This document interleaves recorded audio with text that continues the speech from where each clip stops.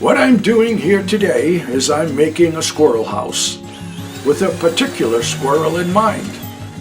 This is a gift for the flying squirrel that blessed me with its presence on the day I was cutting my trail through the forest. A trail to where I intended on setting up my bush camp.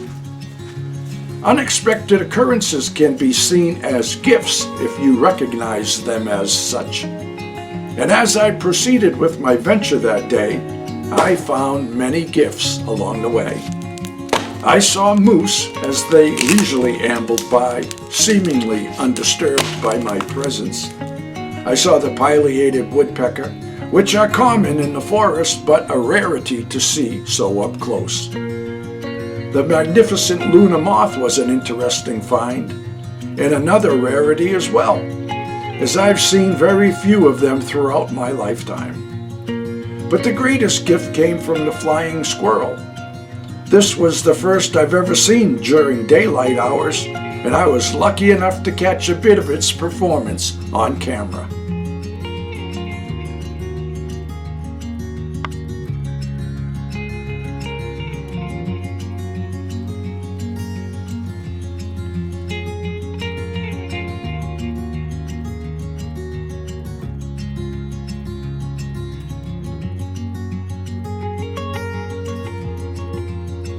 I don't know if the camera got him flying. That was freaking cool.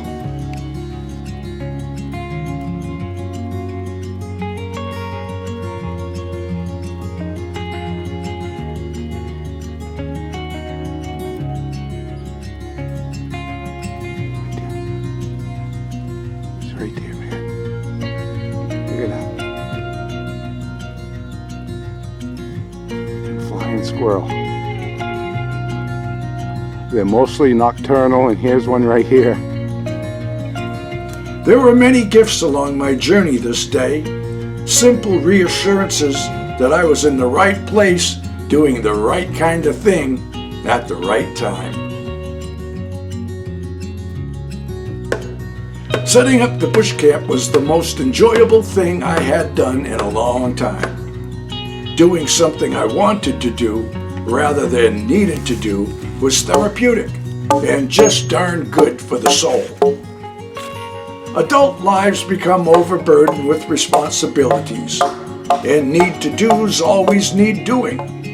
It seems the older we get, the less fun we have, and I'm sick of it. But on this journey, I was like a kid playing in the woods again, like a boy in a woodlot building a fort. It was rejuvenating, a reconnection with my childhood, though on this go-round, I came equipped with a more productive skill set.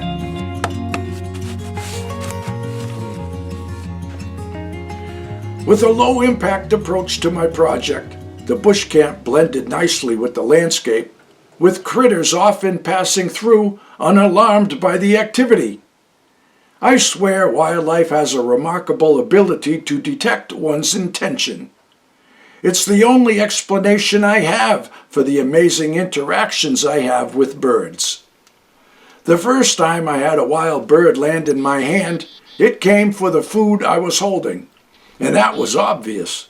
But all the others, well, I'll leave that up to you to decide, but I'll just call it a gift.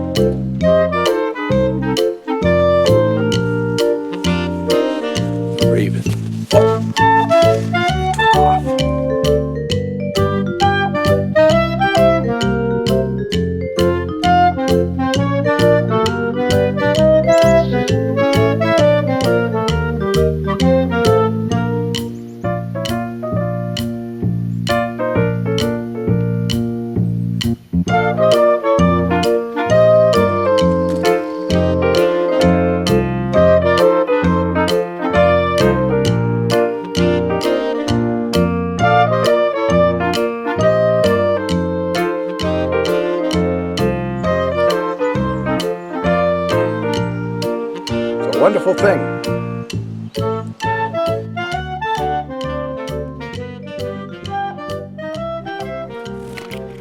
He's on the camera. All right, so the other day I took down this dead spruce tree, okay? It was standing right here next to the tent. And I didn't want the top to break off, you know, and land on us. So as soon as I started cutting into it, I could hear the difference, and it sounded like it was hollow, which it was. Now, as soon as I saw that, my brain went to the flying squirrel. Remember the flying squirrel that I shared with you when the first day that I was cutting the trail in here? I was cutting the trail so that I could get Frankie in here with the ranger, and there was all those gifts. Even with my deaf ears, I could hear the thrushes, which was such a blessing to me. I took that as a gift. Then I saw the Luna moth, which is, you know, a rarity to get to see them, especially during the day. So that was another wonderful gift. And then I saw the flying squirrel. I mean, who gets to see that? So there was one gift after another, and I knew that everything that I was doing with this project was off to a good start, and it was all positive. When I discovered this hollow log, I knew right then and there what I was going to do with it. I said, I'm going to make some squirrel houses. I want to return the gift for that little flying squirrel that put on that performance for me. And I've been kicking around the woods my entire life, and I never got to witness such a display. Yeah, that's one elusive little critter. And to get to see all of that out there that day was a tremendous gift. Now, what I shared with you was only a tiny bit of footage that I was able to utilize. It was hard to film because of the reflection on my camera screen, and he was zipping back and forth, and I'm just trying to find him. He was little, you know. So I didn't get much footage, but what I got was pretty cool, and I'm happy to be able to share it with you. You know, we take a lot from nature, and I've lived in the woods my entire adult life, and I've taken a lot, you know, wild game and fish and fowl, lumber and timber and firewood, you know, lots of stuff. And even if you live in the city, and even if you don't eat meat, you still take from nature in one form or another. If you grow in a garden, the soil comes from nature. You live in a structure, the wood, the lumber, it came from nature. So we all take from nature. So you can't just take all the time. So we make sure that we're always giving back. Maybe we're planting forage for the wildlife or building nesting boxes. If you followed the channel for a long time, you've seen us build lots and lots of nesting boxes. I saved all my scrap lumber and built hundreds of boxes in different shapes and sizes. And we're still doing more of the same. It's so rewarding to see birds raise families in the structures we provide for them, and I'm hoping this video will encourage others to do this as well.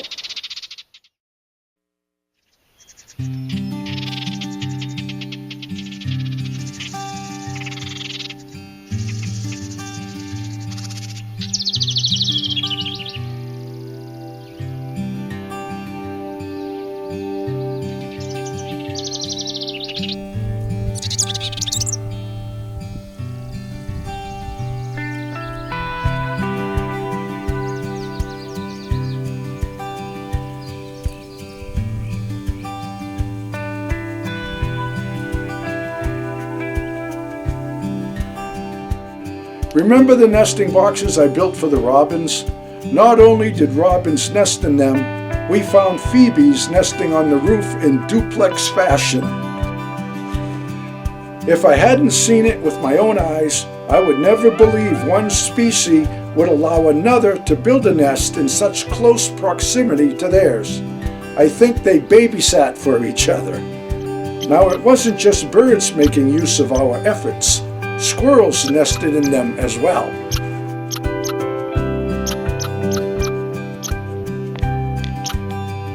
So that's what I call a chatterbox. So I stopped my project at this point I was going to put a board for the roof and then decided that I think I'm going to try and get a spruce slab for the roof.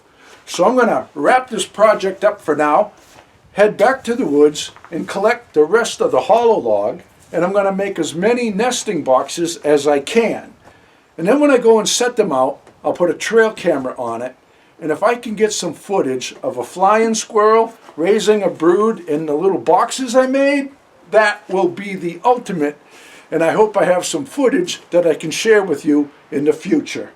So I'm going to wrap it up. That's it for now, folks. All the best, and God bless.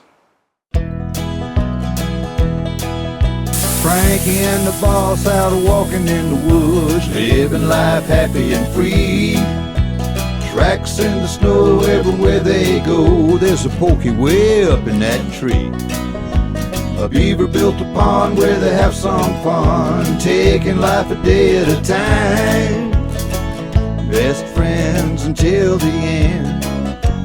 Frankie and the boss. Frankie and the boss.